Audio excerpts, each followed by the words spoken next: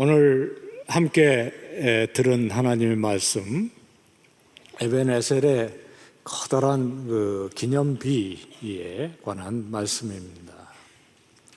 예전부터 사람들이 큰 한 공동체, 국가에 기억해야 할 일들을 돌에 새겨서 세우는 그런 역사들이 있었습니다. 우리나라도 기록 역사만 해도 5,000년인지라 전국 곳곳에 이런 기념비들이 있습니다. 저는 개인적으로 한 번쯤은 보고 싶은 기념비가 있습니다. 만주에 있다는 고구려의 그 광개토 대왕비라는 큰 비석입니다. 그것은 저희 한민족이 지금은 반도 한자락에 걸쳐 있지만 만주 벌판까지 활보하던 민족이었다는 것을 증거하는 그런 비석일 것입니다. 1980년에 유학을 하기 위해서 준비를 하는 가운데 대한민국이 섬이라는 생각을 하게 됐습니다. 배를 타든지 비행기를 타야만 우리나라의 국경을 벗어날 수 있으면 그것이 섬일 겁니다. 반도의 중간이 휴전선으로 막혀 있는 현실에 비춰보면 언젠가는 하나님께서 북녘을 복음으로 여시고 그 땅을 넘어서 중국으로, 러시아로, 유럽으로, 그리고 땅끝으로 복음이 전달되는 것을 꿈꿔 보는 것입니다. 성경에도 역사 가운데 중요한 일들을 돌비를 세워서 기념하는 이야기들이 많습니다. 창세기 35장 14절 15절에 보면 아브라함의 언약의 3대 후손인 이삭, 야곱. 야곱은 아브라함의 언약을 세속적으로 바꾸고 세상의 성공으로 꿈꾸다가 모든 것을 잊어버리고 노숙자가 되었습니다. 도망하는 길에 돌을 베고 잠이 들은 야곱을 하늘의 꿈 사다리를 보게 하시고 그 일을 통해서 야곱을 변화시켜 회복하십니다. 잠에서 깬 야곱은 아비의 집에서 쫓겨나고 도망하는 나를 이곳에서 하늘 아버지가 당신의 집으로 부르셨다는 벳엘이라는 기념비를 세웁니다. 자기가 베고 잔 돌베개를 세워 기름 붓고 벳엘이라 불렀다는 기록이 있습니다.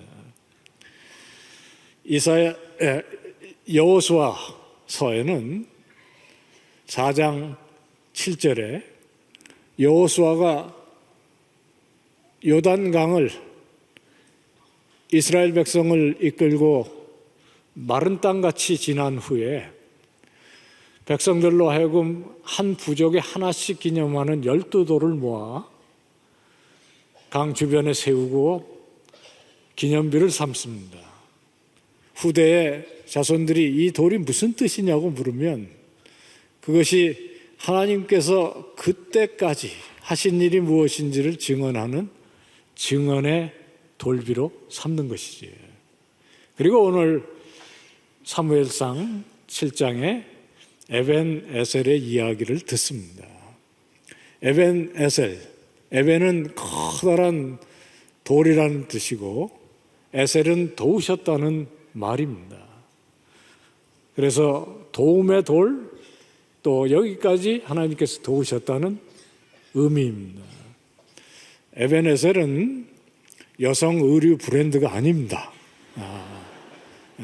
이 돌이야말로 이스라엘 역사가 이제까지 참혹하게 이방 민족, 특별히 블레셋에게 짓밟혔던 역사를 다시금 돌아보게 하는 그런 쓰라리자, 또 그것을 통해서 자기 자신들을 돌아볼 수 있게 하는 기념비였습니다.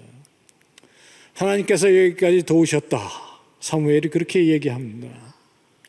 미스바에서 회개의 성회가 열리고 그 성회의 자리를 공격해오는 블레셋 사람들, 이들이 다시 일어나는 조짐이 수상하니 아예 초장에 길을 꺾어야 되겠다고 모여서 쳐들어온 블레셋 사람들을 회개한 후에 하나님께 온전히 의지할 때에 하나님께서 나서서 그들을 뇌성으로, 번개로, 천둥으로 놀라게 하셔서 큰 승리를 하게 하셨는데, 그래서 미스바에서 샌까지 큰 승리를 거두게 하신 그것을 기념해서 그 중간에 이 돌비를 세웠다는 것입니다.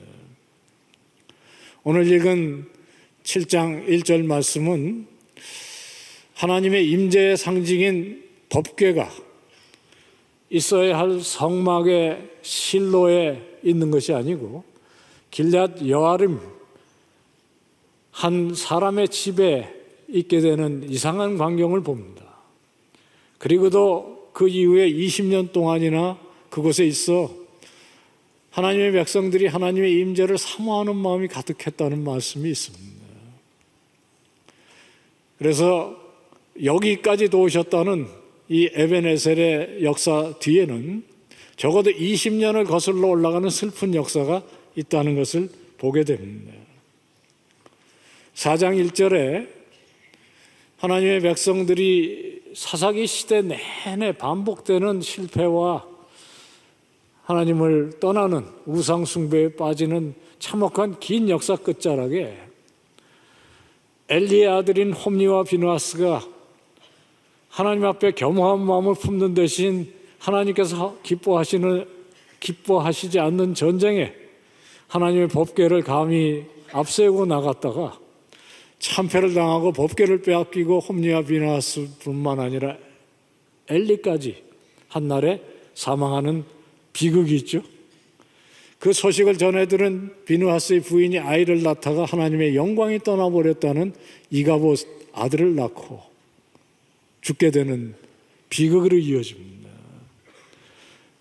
에벤에셀은 그 참혹한 역사의 끝에 이제 회복이 어떻게 시작되는지를 보여주는 그런 귀한 역사인 것입니다. 20년의 이제 실패와 참혹한 역사를 뒤로 하고 새로운 역사가 열리는 시작을 기념하는 기념비입니다. 사실 20년 이상으로 거슬러 올라가서 하나님께서 태초에 천지를 창조하시고 그리고 에덴 동산에 아담과 하와를 두셨지만 거기서부터 실패해서 사망이 찾아들고 삶에는 고통과 깨어짐이 가득한 세상을 구속하시겠다고 약속하신 그 하나님께서 아브라함을 택하셨고 이삭, 야곱, 모세 그 출애굽의 역사, 출애굽하고 홍해를 건너고 그리고 광야에 40년 동안 훈련한 후에 요단강을 건너 약속의 땅에 진입하게 하신 그 역사를 돌아보게 하는 것이죠. 설교가 굉장히 지루할 조짐을 보이죠. 신학교 교수들이 이렇게 어렵습니다. 그러나 쉽게 돌아볼 수 있는 성경의 역사입니다. 그리고 마침내 이 에벤에셀이라는 어떤 하나의 전환점을 통해서 하나님께서 그 사무엘 시대에 무엇을 하고 있는지를 보여주는 그 증거가 에벤에셀에 새겨져 있다는 것입니다. 사실 우리 개인들도 돌아보면 한두 개쯤은 반드시 에벤에셀이 있게 마련입니다. 내가 어렵고 힘들었을 때 하나님께서 기도의 응답으로 놀라운 기적과 같은 회복을 주신 것, 낙담하고 실망했을 때 새로운 힘으로 일어나게 하신 그 자리, 그것이 바로 이 예배드리는 여기일 수도 있고 내 기억 속에 있는 기도의 처소일 수도 있습니다. 저 역시 그런 에벤에셀이 꽤 여럿 있습니다. 2009년에 제가 오랫동안 있었던 캐나다의 토론토를 다시 방문할 기회가 있었습니다. 칼빈 500주년을 기념하는 학회여서 바쁘게 오가는 가운데 한 빌딩 앞을 지나다가 잔디밭에서 벤치 하나를 보게 됐어요. 절대로 그냥 지나칠 수 없는 벤치였습니다. 제가 그곳에서 연구원 생활을 할 때 도서관에서 밤늦게 집으로 돌아가는 길에 그 앞에 있는 교회당이 열려 있지 않으면 거기에서 기도하고 돌아가곤 했던 것입니다. 하나님께서 그 시절에 저에게 주셨던 많은 기억이 고스란히 배어있는 그 벤치, 아무리 바빠도 그냥 지나칠 수 없는 곳이었습니다. 다시 앉아서 기도하는 순간 그 모든 감격과 감사가 되돌아오는 것이죠. 그것이 저에게는 에벤에셀입니다.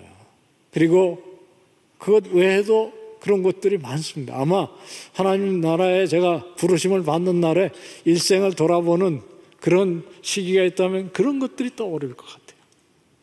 사실은 우리가 함께 예배드리는 이 시간이 한 주일의 에벤에셀이기도 합니다. 하나님이 우리 삶 속에 살아계시고 또 잊지 않고 이곳에 불러주셨다. 찬양과 경배를 받으시고 기도를 응답하시고 말씀으로 새 힘 주시고 그리고 축복으로 세상으로 보내시는 에벤에셀. 매 주일이 에벤에셀인 것입니다. 제가 우리 수영로 교회에 사역을 하던 제 제자 중에 하나가 조금 청년일 때 막 살고 굉장히 열정적으로 사는 가운데 외항선을 탔었더라는 거예요. 그래서 한 번은 너무 힘들고 그래서 바로 이 앞에 앞바다 백사장에서 술을 잔뜩 먹고 죽어버릴까 살까 하고 하나님이 살아계시면 왜 이렇게 그러고 푸념을 하고 했던 기억이 있다는 거예요. 그 친구가 저한테 그렇게 얘기하더라고요. 하나님 뒤끝이 보통이 아니시더라고요. 그렇게 해운대 앞바닥에서 발악을 하던 나를 붙잡아서 바로 그 앞에 있는 교회에 사역하게 하셨다는 거예요. 그래서 자기 힘들 때 거기 나가면 세상의 오만함도 세상의 불만도 다 없어진다는 거예요. 우리들의 삶 속에는 그런 것들이 있게 마련이고, 이러면 에벤에셀은 그 옛날 사무엘의 이야기만은 아닐 수 있습니다.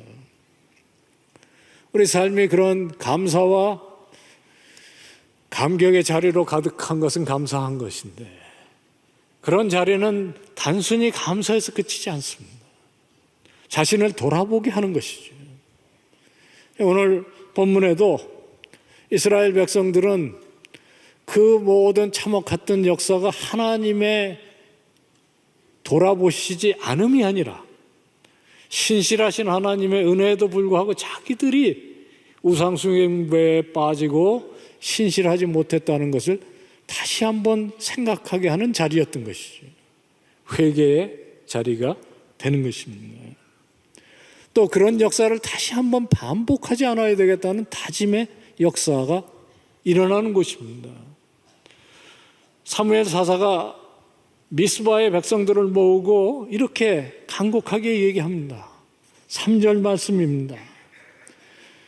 이스라엘 온 족속에게 말하여 이르되 만일 너희가 진심으로 여호와께 돌아오려거든 이방신들과 아사다롯을 너희 중에 제거하고 너희 마음을 여호와께로 향하여 그만 섬기라. 그리하면 너희를 블레셋 사람의 손에서 건져내시리라. 2019년 7월 28일은 아마 한국 기독교 역사 가운데도 굉장히 어려운 시절일 수 있습니다. 교회 안팎으로도 어려움이 있고 세속 사회로부터 눌림도 있고 정치며 경제며 아주 어려운 시절을 지납니다. 저는 서울에 있으면서도 수영록교회가 이 민족과 국가를 마음에 새기면서 간절히 기도하는 모습에 큰 감동을 받습니다. 그런 교회가 있다는 것이 얼마나 감사한지 모르겠습니다. 한국 교회가 정말 세계 역사에 드문 하나님의 큰 은총을 받았습니다. 오늘 이 자리에 이르렀지만 과연 우리들의 이 자리는 에벤에셀의 자리가 되고 있는가? 제가 다른 큰 신학교의 한 교수님으로부터 오래전에 이런 얘기를 들은 적이 있어요.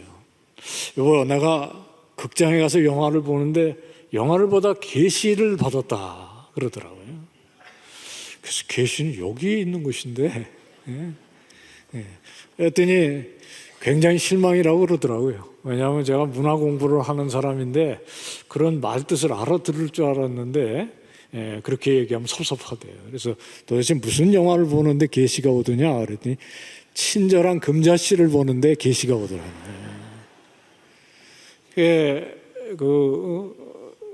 무슨 얘기인지 얘기해보라고. 얘기를 듣다 보니까 굉장히 그럴듯해요. 그래서 제가 학교에 돌아와가지고 도서관에 갔더니 그 영화가 있더라고요. 그래서 가져가서 그 영화를 봤어요. 이 영화는 뭐 보실 필요는 없을 것 같아요. 잘 만든 영화라도 너무 잔인해요. 그런데 그냥 인생을 막 살던 한 여고생이 동거하던 남자에게 아이를 볼모 잡혀서 모든 그 남자의 죄를 뒤집어 쓰고 감옥에 들어갈 수밖에 없는 상황이 된 거예요. 감옥에서 듣자 하니 자기 딸을 입양을 보내버린 거예요. 그래서 빨리 나가서 복수를 해야 되겠다고 생각하고 모든 사람에게 친절을 베푸는 사람이 돼요. 그 중에 한 얘기가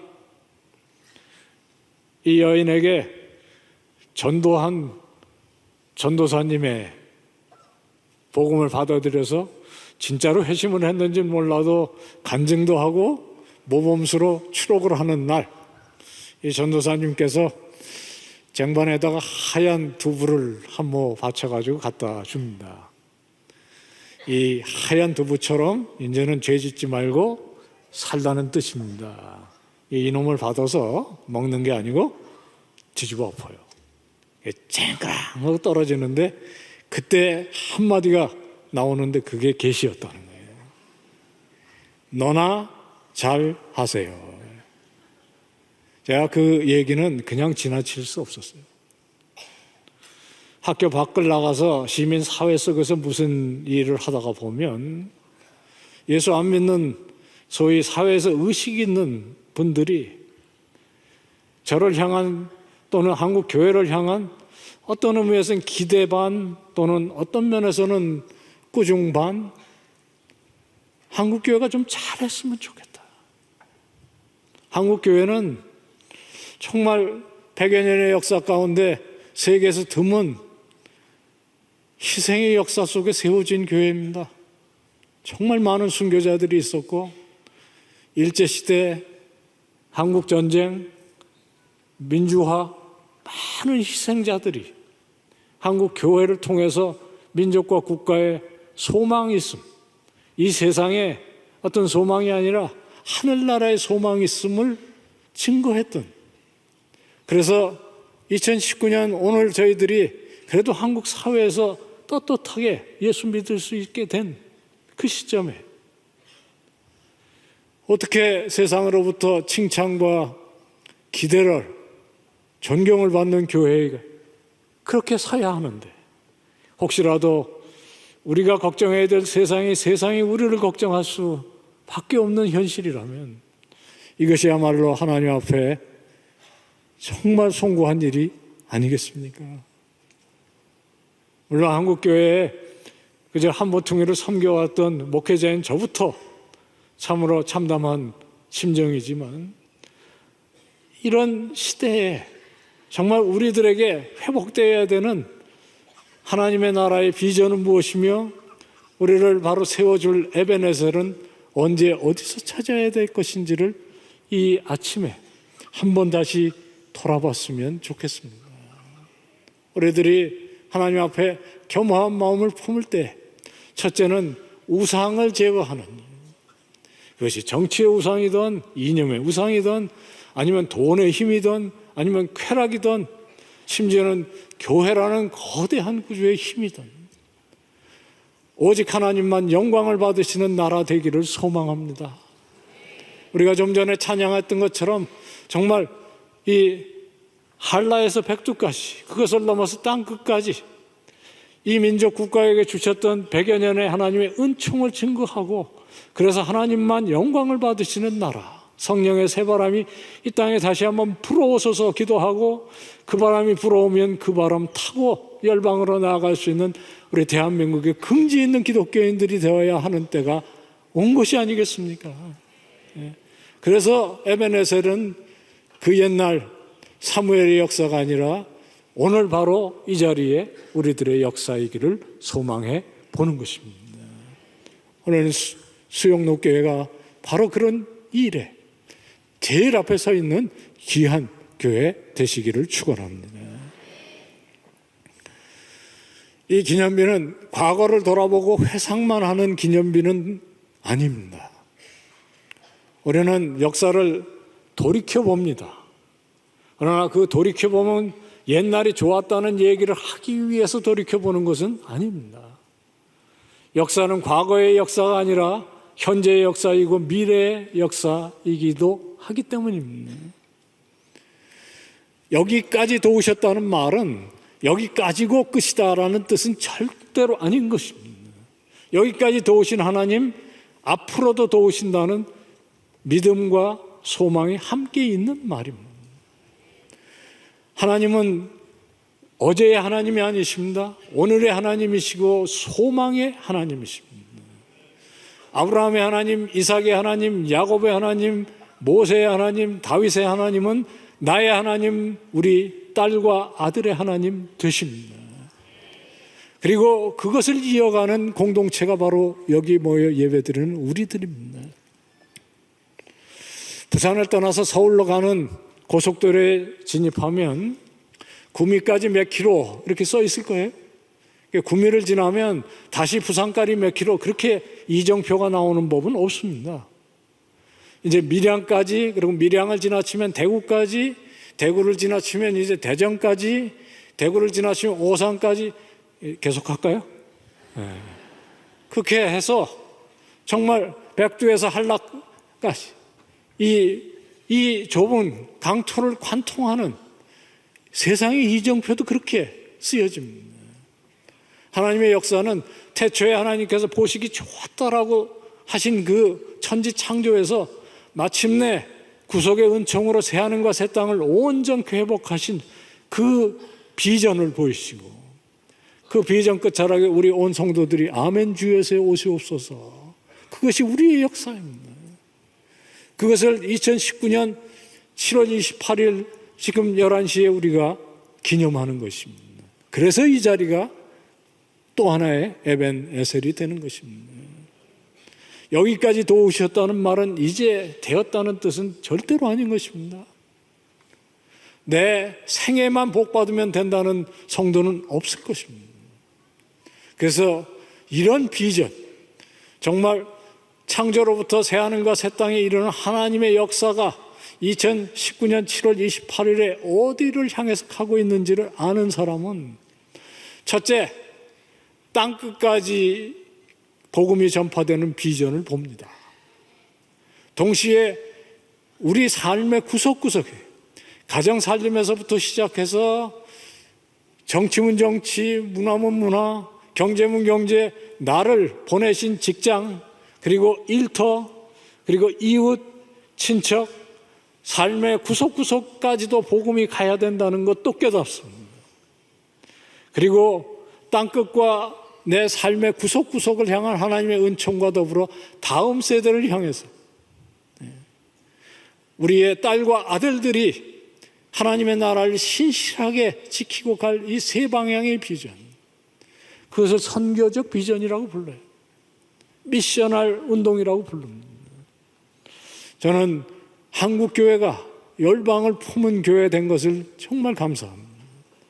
동시에 우리가 믿음 가운데 성장하고 성숙해서 정말 한국 사회가 언젠가 성령의 새바람을 거듭날 때 정치로부터 시작해서 학생들이 공부하는 책상까지 하나님의 영광을 높이는, 먹든지 마시든지 무엇을 하든지 하나님의 영광을 위해서 살아가는 그런 사회, 그것을 꿈꾸는 공동체가 있는, 그래서 소망이 있는, 그래서 헬조선이 아니라 정말 하나님께서 암흑의 땅에 복음을 100여 년 전에 주셨고 그 소망이 살아서 움직이는 나라, 그것이 어디서 꿈꿔지고 어디서 이루어져야 하겠습니까?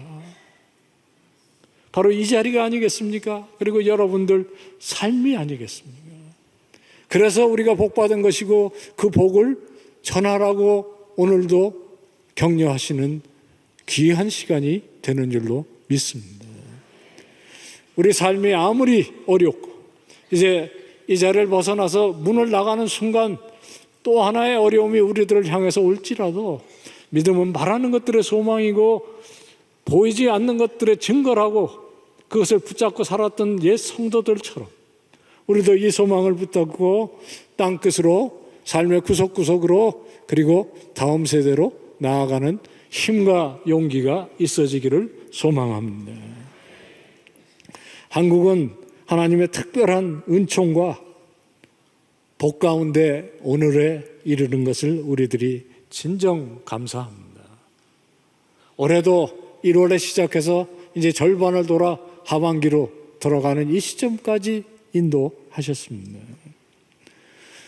사무엘은 여기까지 하나님께서 도우셨다라는 말 가운데 미스바와 센 사이의 어느 지리적인 지역, 그리고 지난 20년과 사사시대를 아우르는 그 하나님께 역사도 보지만 그 시점을 비롯해서 이제 새로운 시대가 열리고 있다는 것도 보는 것입니다.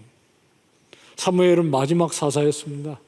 이제는 사사라는 이 임시적이고 단기적인 리더십이 아니라 왕을 세워서 하나님께서 역사를 이끌고 가신다는 것을 보는 아주 중요한 전환기의 사람인 것이죠.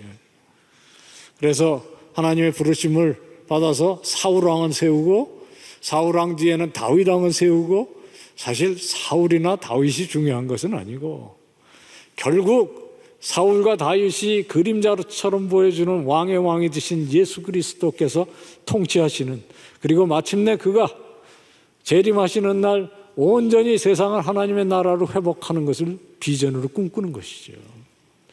구약 성경에는 이미 이런 비전이 있습니다. 그리고 그 비전에 2019년의 후예가 바로 우리들인 것입니다. 저는 한국교회 우리 성도들이 이런 성숙한 역사의식과 비전을 가지고 오늘을 살아가고 내일을 내다보면 한국 사회에 큰 덕을 끼치는 참된 시민의 역할을 한다고 믿습니다. 우리 한국은 긴장과 갈등 속에 있고요. 또 주변의 상황이 심히 어려운 가운데 정말 하나님만이 소망이시다는 것을 새겨보면서 기도할 수밖에 없는 그런 시점에 있는 것이 사실인 것 같아요. 믿음의 눈으로 역사를 바라보면서 왜 하나님께서 이 힘없고 작은 국토에 이와 같은 복을 주셔서 우리로 하여금 신앙의 자유 그리고 복음의 열심을 갖게 하셨는지를 한번 같이 생각하는, 그리고 매주일 사실 그것을 기억하는 그런 은혜가 있었으면 좋겠습니다. 인간의 눈으로 지난 날을 돌아보면 후회, 오늘 불안하고 내일은 사실 낙담될 수 있습니다. 신앙의 눈으로 바꾸어서 볼 때 내일이 소망이 되는 것이고 어제가 감사할 수 있는 것이죠. 제가 영화 얘기했고 이번엔 드라마 얘기를 할 것 같아서 굉장히 세속적이라고 야단치시면 받겠습니다. 드라마 얘기를 하나 할 참인데요. 지난 여름에 제가 한 드라마를 열심히 보게 됐어요. 그 첫 대사 때문이었습니다. 어제는 멀고 오늘은 낯설고 내일은 두려운 격변의 시대를 지나고 있었다. 미스터 선샤인이라는 드라마였어요. 1907년 이야기입니다. 민족이 국가를 잃어가는 조짐이 보이는 정말 두려운 시기였습니다. 5명의 주인공은 심지어는 매국노의 딸까지도 결국엔 애국자로 쓰러져 나가는 나라를 어떻게든지 살려보려고 애쓰는 사람들의 이야기예요. 어제는 멀고 오늘은 낯설고 내일은 두려운 그 시점 1907년 하나님께서는 전혀 다른 역사를 하고 계셨던 거죠. 1885년에 정말 절망적인 암흑의 땅에 선교사 2사람을 보내셨습니다. 그리고 1907년에 그들이 뿌린 씨가 싹이 터서 뿌리를 내리게 하는 대사건을 주셨어요. 평양 대부흥운동이었습니다. 그 일을 통해서 한국 기독교는 자라기 시작합니다. 그리고 10여 년 후에 대사건이 하나 생깁니다. 한국 기독교가 살아있다는 증거를 보여주는 사건이죠.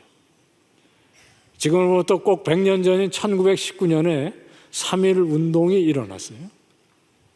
인구의 딱 1%, 2천만 대한민국 국민 중에 20만이 기독교인이었습니다. 그러나 3.1 운동이라는 운동이 터졌을 때 33인의 민족 대표 가운데 16명이 그리스도인이었습니다. 장로님, 전도사님, 목사님, 그 중에 제일 수장이 1907년에 평양 대부흥운동의 리더였던 길선주 목사였습니다.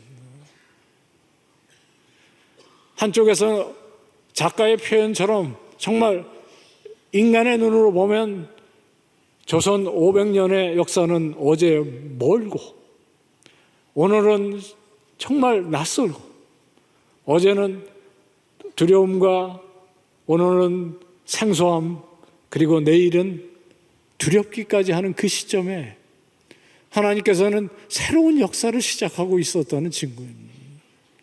3.1운동이 1년 내내 가면서 제일 많이 희생자를 내고 제일 많이 박해를 받았지만 그분들의 헌신과 믿음과 소망이 있었기에 오늘 이 자리가 있는 것입니다.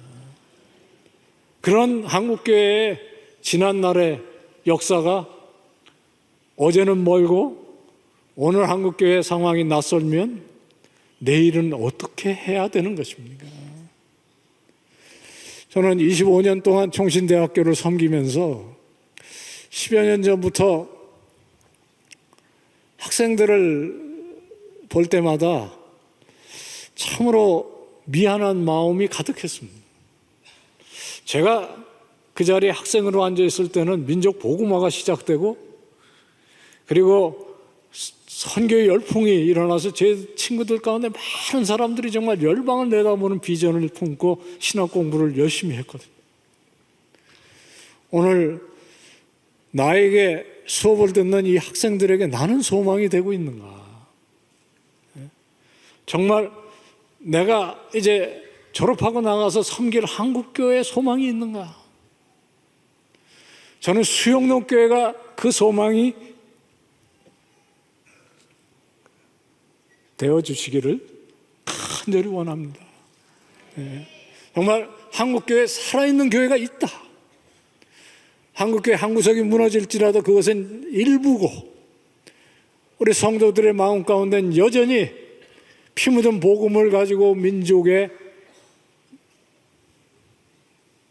복음화를 꿈꾸는 교회와 공동체가 있다는 것을 보여줘야 하는 것이 우리 성인들의 책임이 아니겠습니까? 정말 하나님의 은혜가 여기까지 나를 인도하셔서 내가 이 아침에 예배를 드리고 있다는 그 감사가 있다면 우리 아들, 딸들에게 긍지가 살아있는 복음을 전해야 되는 것이 우리 어른들의 책임이라고 믿습니다. 한국 사회에는 아직도 복음을 살아서 꿈꾸는 젊은이들이 많습니다. 그래서 정말 어떤 면에 궁한 마음에 수업 시간마다 시작할 때 하던 기도가 있어요. 다니엘 시대에 포로 잡혀가고 소망이 없던 그 시대에 하나님께서 다니엘을 일으키시고 에스더라는 여종을 일으켜서 그 민족을 회복하십니다. 저희 신학과도 유학생들이 많아요. 주님, 저희들 세대에 불충함을 용서하시고 부디 이 자리에 앉아있는 젊은이들에게 소망을 주실 때 이 가운데 에스더 나오게 하시고 다니엘 나오게 해 주시옵소서. 한국 교회가 품고 주님 앞에 간절히 매달려야 되는 기도의 제목이라고 저는 믿습니다. 그리고 그것을 살아내는 신앙의 공동체가 있어야 한다고 믿습니다. 제가 이 자리에서 설교를 하고 있기 때문에 수영록교회에 아첨을 하는 것이 아닙니다. 저는 사실 가끔씩 이 예배를 영상으로 같이 해요. 그리고 정말 살아있는 예배가 있는 교회가 있다는 것이 얼마나 감사한지 몰라요. 힘이 빠질 때마다 그렇게 남아 예배를 함께 하는 것이 저에게는 얼마나 이 격려가 됐는지 몰라요. 물론 수영록교뿐만 아니라 전국 방방 곳곳에 살아있는 교회들이 많습니다. 우리 성도 여러분, 세상에서 우리를 향해서 너나 잘하세요 한다고 낙담하실 필요가 없습니다. 왜냐하면 하나님의 역사는 살아 움직이시고 오늘 이 시간에도 역사하시고 그래서 여기까지 인도하신 주님이 세우신 에베네셀이 곳곳에 우리 마음속에 교회에 그리고 한국 기독교 역사에 새겨져 있기 때문입니다. 그리고 가장 큰 에베네셀은 2000년 전에 하나님께서 그 약속을 신실하게 지켜서 갈보리 언덕에 세우신 십자가가 아니겠습니까? 그 십자가 덕분에 이제 전 세계가 이 시간에 그 십자가 아래 모여 하나님의 약속 지키신 에베네셀 거기까지 인도하신 하나님 오늘도 인도하실 것을 믿고 소망으로 나아가는 것인데 그 믿음과 소망이 넘치는 공동체로 끝까지 승리하시는 수영록교회 되셨으면 좋겠습니다. 답답한 나머지 작년 여름에 퇴임하기 직전에 우리 학생들하고 얘기하는 가운데 제가 그 드라마의 대사를 이렇게 바꾼 적이 있어요. 어제는 멀고 오늘은 낯설고 내일은 두려운 게 아니라 신앙의 눈을 갖게 되면 어제는 감사, 내일은 소망, 그리고 감사와 소망 사이엔 오늘을 치열하게 믿음으로 산다. 치열하게 믿음으로 살아내는 귀한 성도님들 되시고 수영록교회가 되어주시기를 주님의 이름으로 축원합니다. 은혜로우신 하나님 아버지, 이 시간이 에베네셀 되게 하시니 고맙고 감사합니다. 우리들이 살아있는 신앙의 오늘이 되게 해 주시옵소서. 이곳에 모인 성도들의 삶 속에 에베네셀 살아나게 하옵시고 교회가 그렇게 되게 하시며 우리들의 가정이 그런 터전되게 해 주시옵소서. 예수님의 이름으로 간구하옵나이다.